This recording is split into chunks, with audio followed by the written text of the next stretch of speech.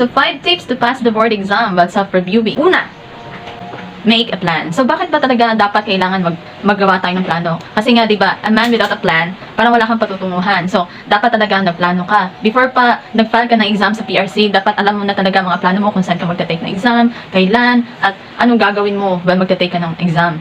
Lalo-lalo na kapag nagse-self-review ka, dapat alam mo kung anong gagawin mo, kung may pagsasabay mo ang trabaho mo, o kung may anak ka na, kung may pamilya ka na, anong gagawin mo. So, dapat talaga may concrete plan ka na. So, pangalawa is ask the Lord to bless your plan. So, dapat talaga mag-pray ka kay Lord while having your self-review. Kasi nga, di ba, kung wala si Lord sa atin, so wala tayo kung nasa tayo ngayon. So, we owe everything to the Lord. So, ang pangatlo is have faith in Him. So, bakit ba faith ang sinasabi ko? Kasi during our self-review process, dun na kasi magsa-struggle yung mind mo, yung emotion mo, lalo na kapag malapit na yung kapag nagsa-self-review ka, tapos mga scores mo is maliliit pa lang, huwag mo talagang ibubunga sa bibig mo na, hindi ako papasa, baka babagsak ako. No, no, no. It's really a big no. So, talagang kapag natatempt ka na, or emotionally parang natatakot ka na, stop and have faith in the Lord. Kasi nga, sabi sa Bible na faith is a substance of things hoped for, the evidence of things unseen. So, hindi mo pa nakikita. Parang wala ka pang nakikita na papasa ka, parang ganun. So, dyan mo ma-exercise ang faith mo. At ang pang-apat is make time to study. So, bakit ba sinasabi ko na make time to study? Kasi nga sa self-review, ikaw lang, walang ibang tao na magpupush sa'yo ng, uy, mag-aral ka na. Walang mga review center na magsasabi sa'yo, ito ang aralin mo, ganyan-ganyan. So, nasa sa'yo yun. Kung kailan ka mag-aaral, anong oras ka mag-aaral, ilang questions ang aansarin mo. So, dapat talaga is, you will really have to make time to study every day. At least man lang kahit 50 questions a day. Dapat na pilitin mo ang sarili mo na mag-aral talaga. Kasi kapag hindi ka mag-aaral, ano namang ipaparemind ng Holy Spirit sa'yo? Tapos sasabihin mo, Lord, di pa nag-pray ako sa iyo, nag-manifest ako, napapasa ako.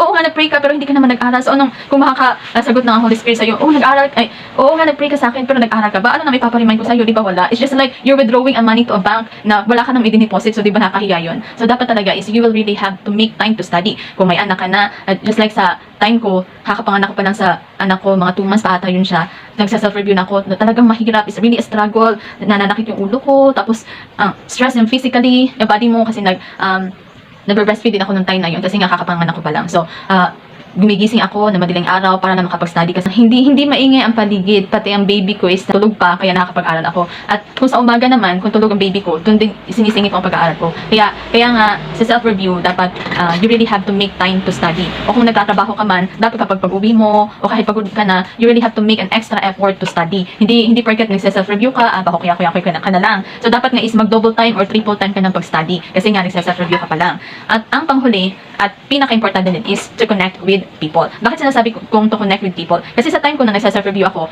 nakikipag-connect ako sa mga friends ko. We have a circle of friends, so 5 kami. And we make a plan to take the board exam na sabay-sabay. At sabi din namin na magta-take tayo ng board exam, sabay-sabay din tayong papasa. Kaya we really have a goal na magkakalayo kami. So ako lang ang taga-Visayas, taga-Bohol ako, sila is taga-Mindanao lahat. So we really have to make time. So, once a week or twice a week, nagzo-Zoom meeting kami or minsan meron din kami mga GC. So, doon is, yung tatlo namin sa magpa-friends is nagre-review center sila. So, 2 lang kami na nagsa-self-review. Yung isa kong friend is nag-take siya ng final coaching. So, ako is, kasi nga, kakapanganak ko pa lang. So, kaya nag-decide ako na mag-self-review kasi mahirap din para sa akin. I really have to travel city for 2.5 hours just to have a review center. So, ng mga time na yun, kahit nagsa-self-review ako, nandiyan ang mga friends ko, nag-share sa mga ideas nila, na ganito sinabi sa amin sa review center, na ganito, ganyan. And, another thing is, sa amin din, isa sa product of MSU IIT. So, sa MSU IIT is, school is nag-give sila ng free reviews mga weekend. Nung malapit ng exam is, nag-assign sila every other day, merong mga review notes for Prof. Ed and Gen Ed. Sa let ko to. Pero nung nag-Chemtech ako, wala silang free review na binibigay. Only during my LAT na mayroon silang free reviews. And last is, si Sir Melvin Buracho, sa LAT exam ko talaga, doon ako nakikinig sa YouTube channel niya.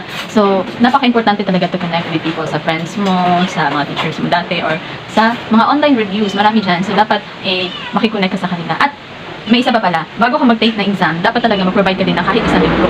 Nag-take ako ng LAT, nag-take ako ng Chemtech, nag-take ako ng Civil Service. Lahat nun ng mga times na nag-take ako, kahit self-review ako, take 1 lang kasi bumibili talaga ako ng libro.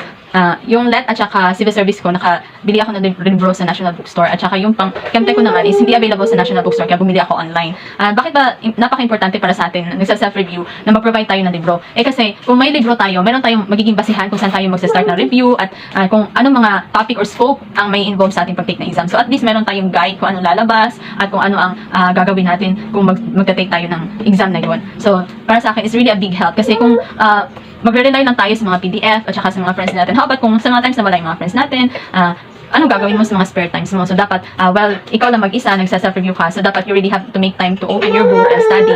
And sa last PDF lang ang ating pag-aaralan. Minsan kasi masakit sa mata, masakit din sa ang ulo natin kapag nag-source ko ng ganito. Kaya napaka-importante talaga na kahit isa man lang na reviewer sa certain exam, mayroon ka. So, yun lang. At hopefully, nakatulong itong mga tips na to sa pag-take mo ng board exam mo. And have a bliss and God bless everyone!